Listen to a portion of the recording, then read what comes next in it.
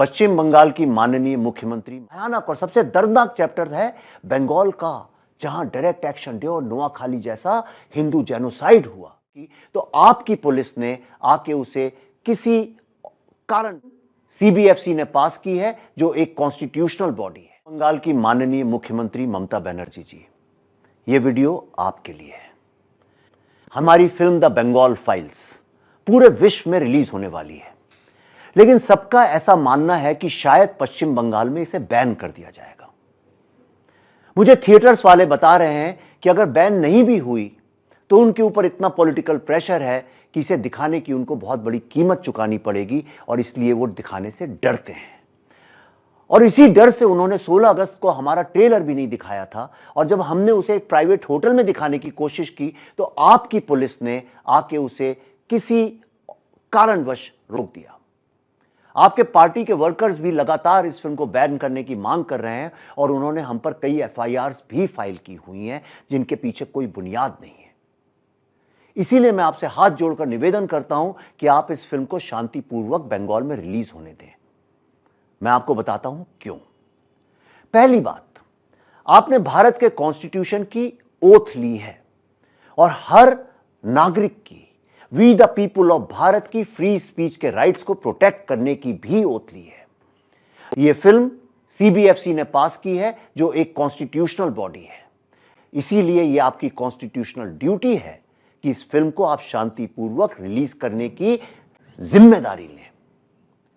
दूसरी बात, भारत दुनिया का वो देश है जो सबसे ज्यादा समय तक प्रताड़ित हुआ और गुलाम रहा, ना सिर्फ जमीन का, लेकिन अपनी आत्मा का भी, अपने संस्कृति का भी, अपने धर्म का भी।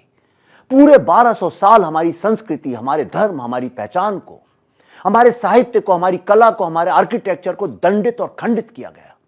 और उसमें एक सबसे भयानक और सबसे दर्दनाक चैप्टर है बंगाल का, जहां डायरेक्ट एक्शन डे और नोआखाली जैसा हिंदू जेनोसाइड हुआ। और अगर वो नहीं होता तो शायद भारत का विभाजन भी नहीं होता, लेकिन ये सब भुला दिया गया, या शायद छुपा दिया गया। लेकिन बंगाल सिर्फ दर्द का नाम नहीं है।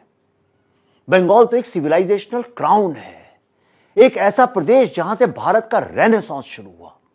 विवेकानंद, रामकृष्ण टैगोर, सुभाष चंद्र बोस, ये सब बंगाल से ही तो निकले। बंगाल ने भारत को ज्ञान, कला, क्रांति और आत्मा दी, नेशनलिज्म भी। लेकिन यह भी सच है कि बंगाल एकमात्र ऐसी स्टेट है जिसके 2 बार पार्टीशन हुए, 1905 में, फिर 1947 में। बंगाल ने जितना बलिदान दिया है, जितनी आहुति दी है, उतना शायद किसी और ने नहीं। पर आज की जनरेशन को क्या यह बात मालूम है? अब मैं आपसे एक सवाल पूछता हूं, क्या एक भी ऐसा जीव बच्चा मिलेगा जो होलोकॉस्ट के बारे में नहीं जानता? क्या कोई ब्लैक बच्चा मिलेगा जो स्लेवरी के बारे में नहीं जानता? क्या कोई जापानीज बच्चा मिलेगा जो हिरोशिमा और नागासाकी के एटम बॉम्बिंग के बारे में नहीं जानता? तो मुझे ये बताइए, फिर क्या कारण है कि हमारी नई जनरेशन हमारे सबसे दर्दनाक चैप्टर के बारे में नहीं जानती? क्या बंगाल का दर्द, बंगाल के लोगों की पीड़ा का सच बोलना गुनाह है? क्या नई जनरेशन को इसके बारे में बताना गुनाह है? अगर आप पॉलिटिकल दायरे से हटकर सोचेंगी, एक भारतीय, एक सच्ची भारतीय, एक सच्ची बंगाली की तरह सोचेंगी, तो इस फिल्म को बैन नहीं बल्कि सैल्यूट करेंगी। जब मुस्लिम, क्रिश्चियन, दलित या महिलाओं के प्रोसिक्यूशन की फिल्में बन सकती हैं, तो हिंदू हिस्ट्री, हिंदू जेनोसाइड के सबसे डार्क चैप्टर की क्यों नहीं? मेरा विश्वास है डायरेक्ट एक्शन डे और नोआखाली के हिंदू जेनोसाइड के सत्य को कोई बंगाली तो कभी बैन कर ही नहीं सकता, अगर वो मुस्लिम लीग का मेंबर नहीं है तो।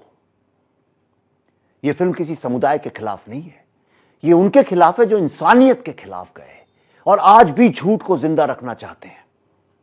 अगर आज आप द बंगाल फाइल्स को बैन करती हैं, तो आप हिंदू जेनोसाइड के उन पीड़ितों की आत्मा, उनकी दर्द और पीड़ा को भी बैन करती हैं। जब तक हम सच्चाई को सामने नहीं लाते, तब तक जख्म भरते नहीं, वो अंदर से सड़ते हैं और एक दिन नासूर बन जाते हैं। और यही कारण है आजादी के 78 साल बाद भारत आज भी उसी खतरनाक पॉलिटिक्स से लड़ रहा है जिसके कारण भारत का पार्टीशन हुआ था। जख्म को छुपाने से नफरत बढ़ती है, दिखाने से हीलिंग होती है। यह फिल्म नफरत नहीं, सत्य और हीलिंग की फिल्म है। अभी हाल ही में अमेरिका में भर भर के बंगालियों ने और उनके जवान बच्चों ने इसको देखा, और उन्होंने मुझसे सिर्फ एक बात कही कि यहां से उनकी हीलिंग शुरू होती है। तो मेरी आपसे हाथ जोड़ के अपील है, इस फिल्म को प्लीज बैन मत कीजिए। इस फिल्म को देखिए, समझिए, इस पर डिबेट कीजिए, लेकिन सच्चाई को छुपाइए मत। हिंदुओं का पूरे विश्व में एकमात्र राष्ट्र है भारत। तो क्या वो अपने ही घर में अपने दर्द, अपनी पीड़ा, अपनी व्यथा की बात नहीं कर सकते? बंगाल का सच भारत का सच है। अगर डायरेक्ट एक्शन डे और नोआखली की कहानी हम नहीं बोलेंगे तो कौन बोलेगा? अगर अभी नहीं बोलेंगे तो कब बोलेंगे? अगर सत्य से डर लगता है तो आईना नहीं तोड़ा जाता, आईना तोड़ने से चेहरा नहीं बदलता। फिर भी अगर आपको लगता है हिंदू हिस्ट्री, हिंदू जेनोसाइड का सच बोलना भारत में ही गुनाह है, तो हां, मैं गुनाहगार हूं। आप सरकार हैं और मैं वी द पीपुल का मात्र एक नंबर। आप जो चाहे मुझे सजा दे सकती हैं। वंदे मातरम।